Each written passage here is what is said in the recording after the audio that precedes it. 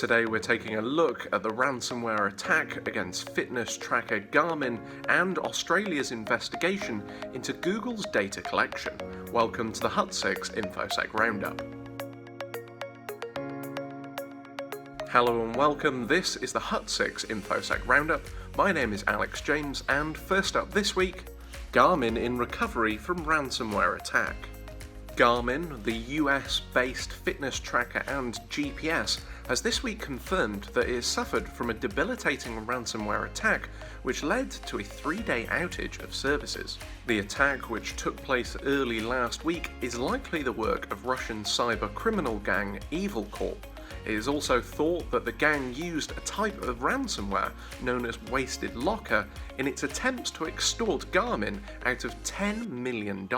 The gang behind the attack is understood to use a highly targeted approach to cybercrime and extortion, with the suspected leader of the gang being high on the list of the FBI's most wanted cybercriminals. With a $5 million bounty over his head, the criminal mastermind is accused of infecting tens of thousands of computers across North America and Europe, and is thought to have close ties with the Russian government.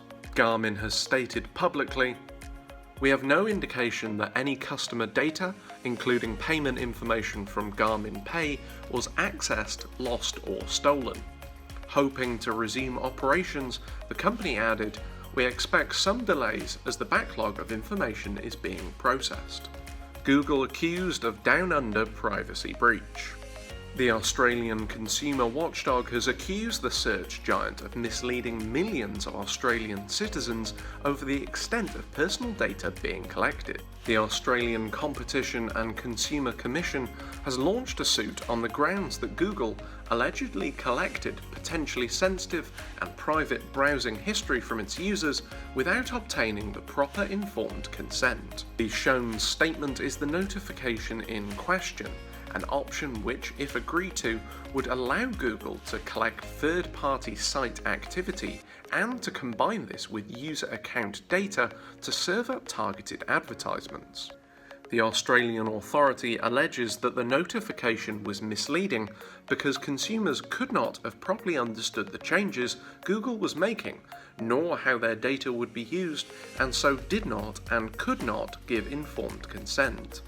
Chair of the Australian Competition and Consumer Commission Rod Sims stated on the matter, "Google significantly increased the scope of information it collected about consumers on a personally identifiable basis, then used this information to serve up highly targeted advertisements without consumers' express informed consent." That's all we have for this episode of Infosec Roundup. Please be sure to like, comment, subscribe and share and all that jazz. And if you'd like to find out more about information security awareness training, please head over to the Hut6 website for your free demo.